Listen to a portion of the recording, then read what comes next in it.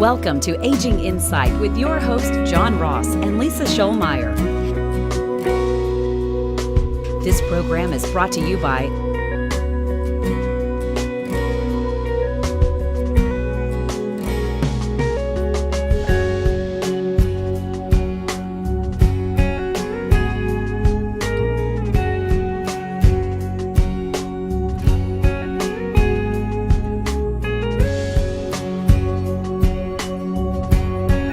Welcome to another edition of Aging Insight.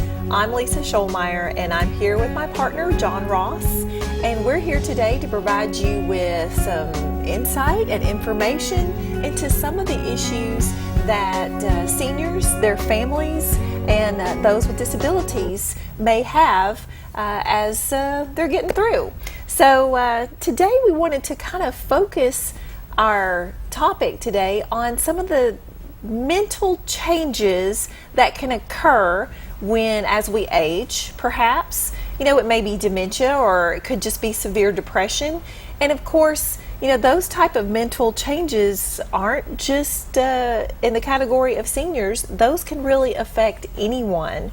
And there are some legal issues that the individual and the family has to deal with or may be confronted with in trying to provide the best care and treatment for an individual going through those changes. Yeah, this is one of those situations where I would say that in our practice of assisting people who have had strokes, who have had heart attacks, who have been in accidents where they've lost limbs or become paralyzed, but most of those situations, we can, using the tools that are available to us, figure out the best ways to provide resources so that they can maintain themselves in a home environment, so that they can have a good quality of life. Most of the time, those sort of things, although they're complicated, they're still relatively simple. Some of the hardest cases that we deal with are those involving mental illness and mental deficiencies. And of course, when I say that, you might be thinking, you mean like Alzheimer's? Well, things like Alzheimer's. Of course, I think these days, they've developed about 32 different forms of dementia. Alzheimer's just being one of them, but there's lots of others. But this can also impact even young people who are diagnosed with things like schizophrenia, or people who have been in accidents and have suffered head injuries that have caused a change in the personality. And these are tough situations because the law is not well suited to deal with the challenges of these sort of mental issues. That's right. And so I guess, let's start where the law starts. And the law says that once you turn 18, every single individual in the state, Texas, Arkansas, you are considered a legally competent individual who can make your own decisions. They may be good decisions, they may be bad, but they're your decisions. And, the law says that you're capable of making those. And so what happens, however, is if we have a senior who is suffering from dementia to the point where they cannot make appropriate decisions for themselves or appropriately care for themselves, the law doesn't automatically recognize that. The same is true for a younger person who, through mental illness or accident or just organic condition, if they are still considered legally competent under the law until there's some action in a courtroom setting. That's right. And if you've watched the show before, you've heard us talk about the importance of things like powers of attorney. And the reason that we encourage people to have powers of attorney, well-drafted powers of attorney, I'll always caution that this is not simple stuff. It's not a page. But good powers of attorney. But the reason we encourage that is because if you become incapable of making your own decisions, then somebody else can step in. And that's a good concept when somebody goes from being perfectly fine one day, and then maybe they have a heart attack or stroke that has left them completely incapacitated the next day. Well, clearly that person is incapacitated. They can do nothing for themselves. And so now somebody else with those powers of attorney can be able to do things for them, maybe pay bills, maybe talk to the doctors, get access to medical information, sign their tax return, all of those sort of things. But unfortunately, especially when it comes to issues involving the mind, it's not always clear cut. It's not always one day you're there and one day you're not. There could be a period of days, weeks, months, years in some cases where you're not who you were, but you're still not completely incompetent. There's this gray area there, and those are the tough decisions. You know, when that person you love who doesn't necessarily, they don't necessarily understand the world around them the same way you and I do. Their reality is different than our reality. Maybe they're living in the past. You know, maybe they haven't worked for a company for, 15 years, and one day they start showing up at their old employer thinking that they're supposed to be there working. Maybe they just have this urge to get out and go someplace, and they just need to go and walk, and yet they're physically frail and shouldn't be out there walking the streets. And, Lisa, one of the things that people come in and they say all the time is they'll say, well, my loved one is in this dangerous situation, but I have power of attorney over them. That's right. We do hear that quite frequently, particularly with adult children who are trying their best to care for an aging parent, and maybe they're experiencing some of those mental status changes with dementia or whatever, and the adult child just wanting to care for that parent is thinking that maybe a secured unit or a memory care facility is the right place for mom or dad. And so they come to us and say, well, I have power of attorney over mom, but she won't move in to the wonderful facility that I have found for her. And, don't I have power of attorney? Can I just, sign her in and take her? It's for her best interest. And the answer, of course, in that situation is no. A power of attorney, we often say, you don't have power of attorney over someone. Frankly, you have power of attorney with that person, but the principal, typically the parent, has the veto power, and their decision trumps yours as an agent under a power of attorney. And this could be particularly frustrating when we're dealing with mental health situations where we need to access care and we're just trying to care for that loved one. So you know what? I think what we're going to do is we're going to take a break, and we're going to come back and talk about some of the other legal tools in our toolbox that we can use to help care for that mentally frail family member.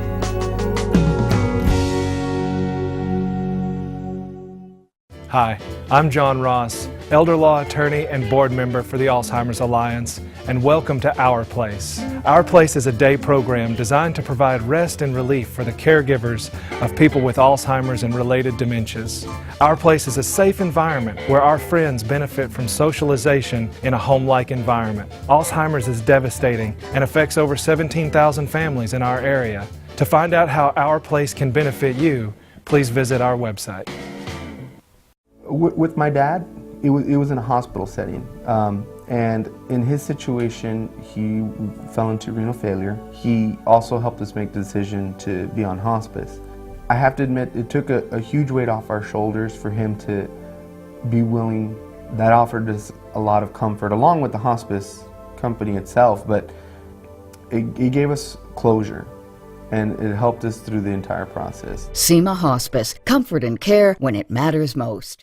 As things get older, they require more care. This car and I have seen a lot of miles together, but because I take care of her, she runs just like she did in 1955. That's why I chose the Wadley Senior Clinic, with an individualized care plan designed just for me and a convenient location off Jefferson Avenue. They have everything to keep me running like new. It's not about the miles, it's about the journey.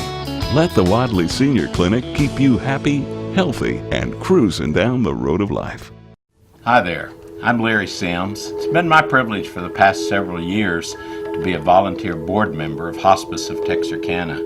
And there I'm able to represent community members like you. We continually customize our end-of-life care to better meet the needs of our community. As an example, our medical director and nurse practitioner still make visits to homes and facilities. Call today to learn more about the help we can give your family. Hospice of Texarkana, the nonprofit hospice established in 1985 for the community, by the community. Welcome back to Aging Insight. I'm John Ross, this is Lisa Shoalmire, and today on Aging Insight we're discussing how to deal with mental illness. What tools are out there? And of course the first thing that we talked about was the importance of powers of attorney, and we've talked about that before. But when it comes to mental illness, where a person may be making poor decisions. Yeah, irrational decisions. Right, but not necessarily incompetent decisions. There's this gray area. You know, if you think about it, if it's you want to be able to make your own decisions, even if other people don't agree with them. Even if those kids don't like your decision, it's still your decision. And the law protects that. And we want that. We want those protections. We want the protections that make us independent. Mm-hmm. The problem is when you're struck with mental illness or some sort of cognitive deficiency, in whatever form it comes, you may not necessarily be thinking straight.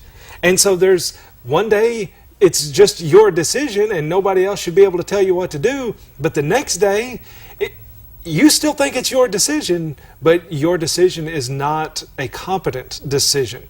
And these are very difficult situations. And of course, while we recommend powers of attorney to avoid having to get any sort of court involvement, oftentimes, even with the powers of attorney, sometimes you have to reach out and get some court assistance in these cases. Well, that's right. When we're dealing with cognitive issues, a person, of course, thinks that their decision-making is right on par, just as it always was, while those around them can see the real difficulties and the incongruencies, if you will, with those decisions. So, what ends up happening is a lot of times the final straw that really pushes a family to seek guardianship is often situations where their loved one has put themselves at risk in some way, perhaps wandering away from the home, engaging in activities they never would have engaged in before that could have brought some harm to them.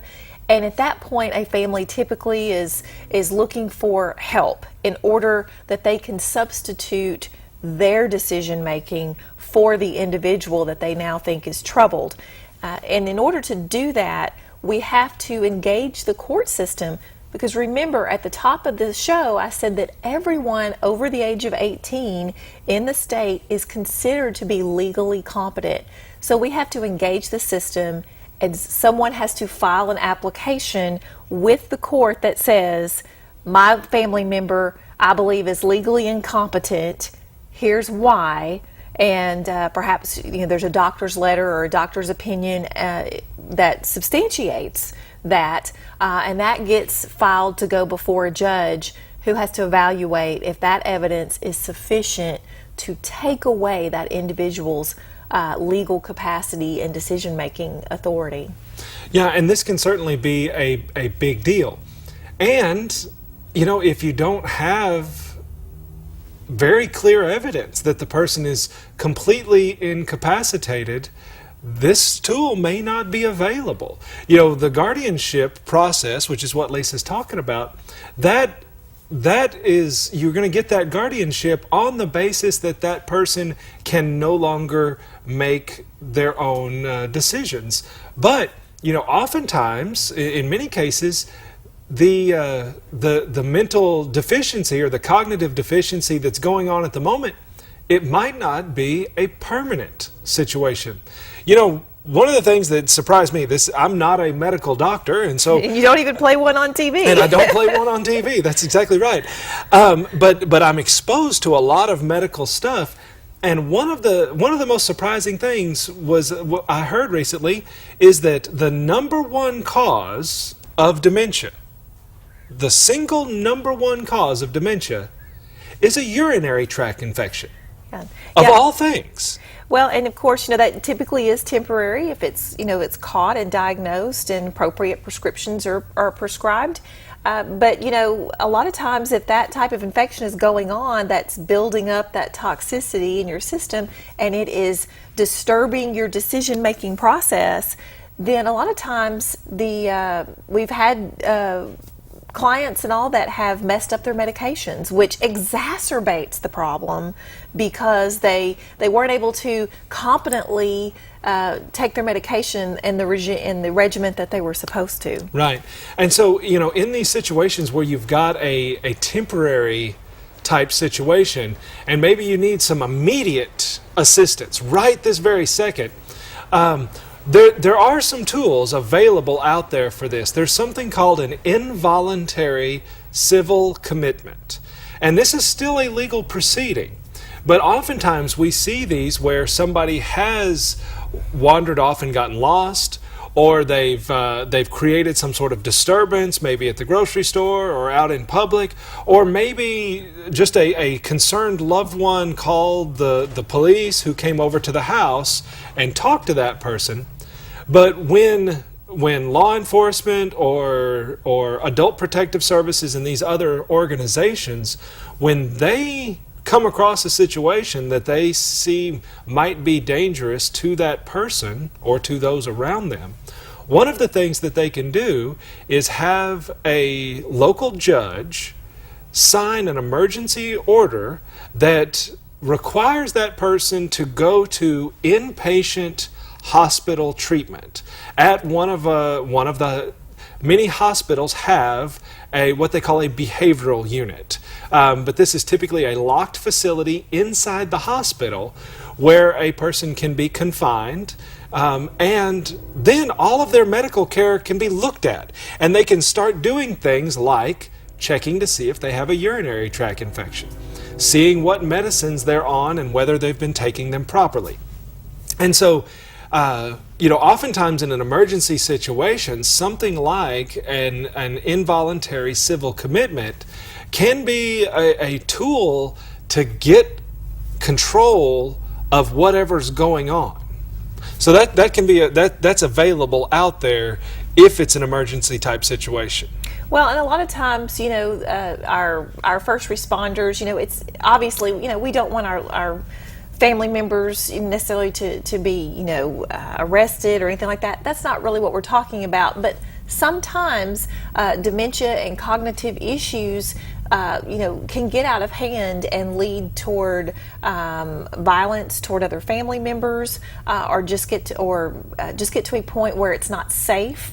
And so we do need to get control of the situation and get it back to a more normal situation, and this involuntary commitment can give you the services, can get you into access for the services that you need to calm things down. Right, but notice the first part of all of this is it's a temporary involuntary civil commitment.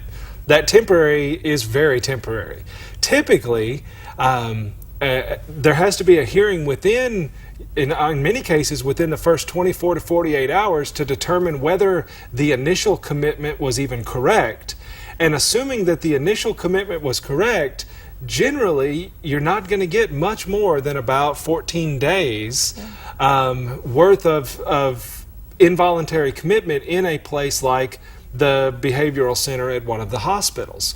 The question that a lot of times we get is, our mom has been involuntarily committed. She's up there at the behavioral unit, but they say they're going to release her tomorrow. What do we do? Yeah, so we'll take a break and we'll come back and talk about that. Be right back.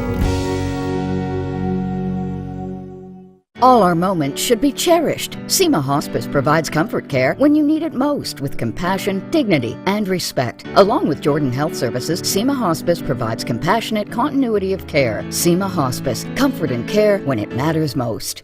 As things get older, they require more care. This car and I have seen a lot of miles together, but because I take care of her, she runs just like she did in 1955.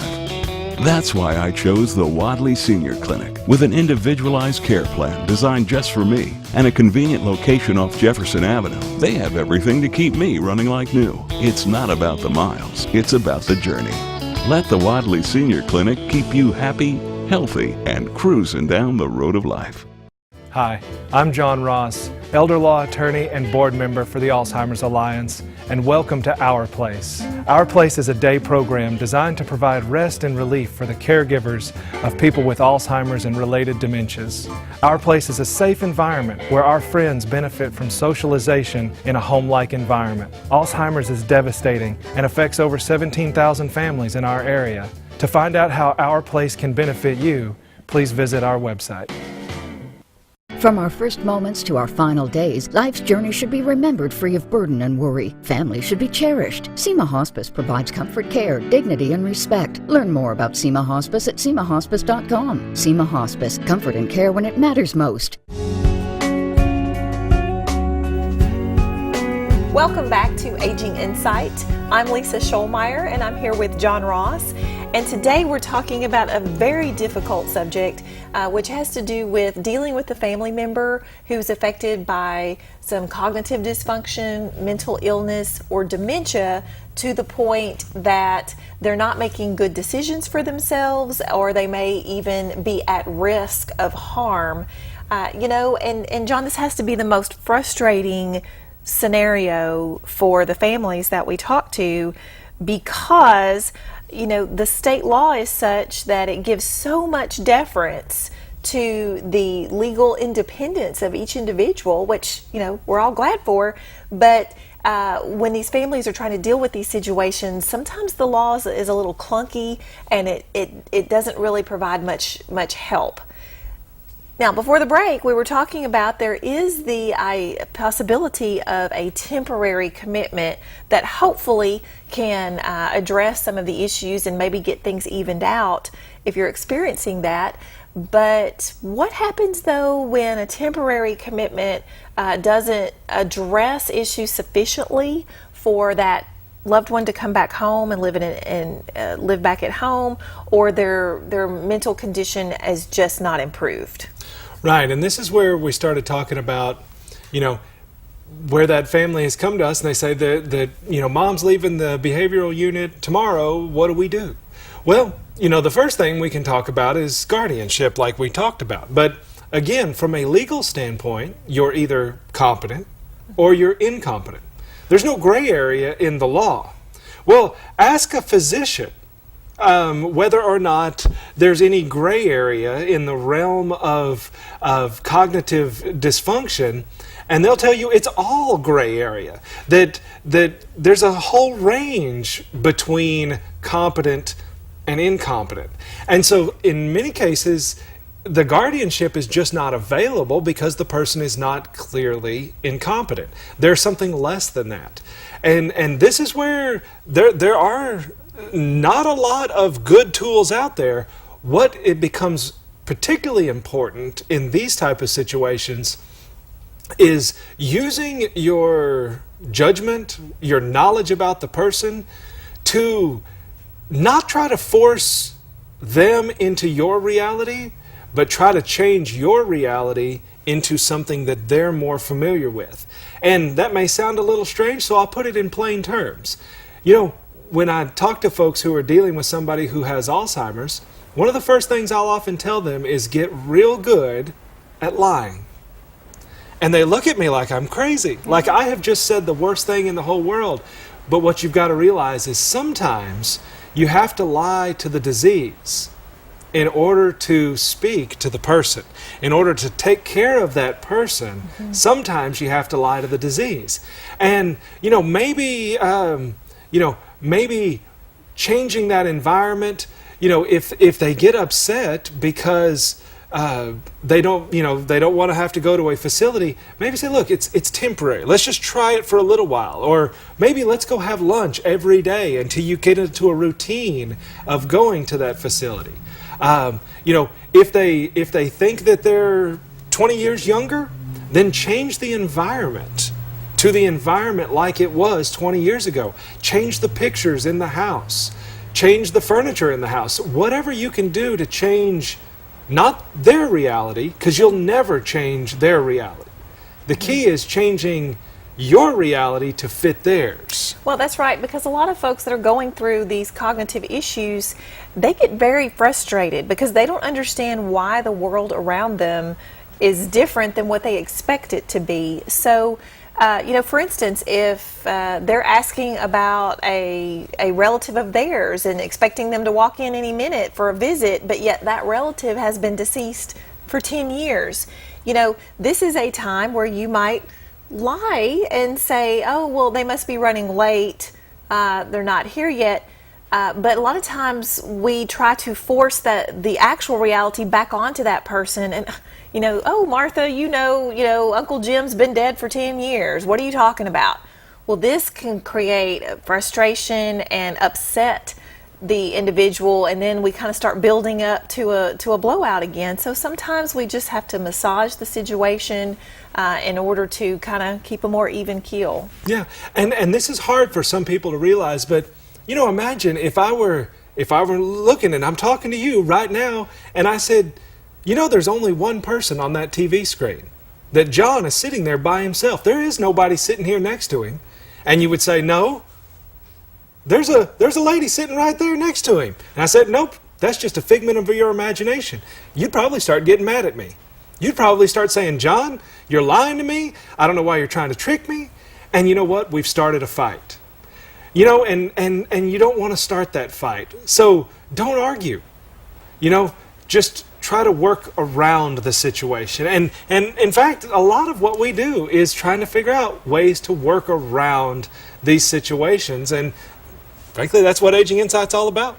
Well, that's right. So, and of course in this area, there's a lot of help out there for you. There's behavioral assistance, there's professionals out there that can help you. So make sure and reach out for it. Yeah, find you a support group, call some of the nonprofits. They're there to help. Use them and get some guidance on doing all of these things. And of course, keep watching.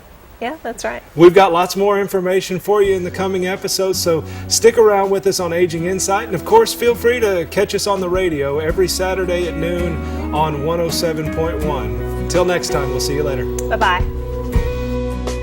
Thank you for joining us for this week's Aging Insight program with John Ross and Lisa Shoalmire. This program is made possible by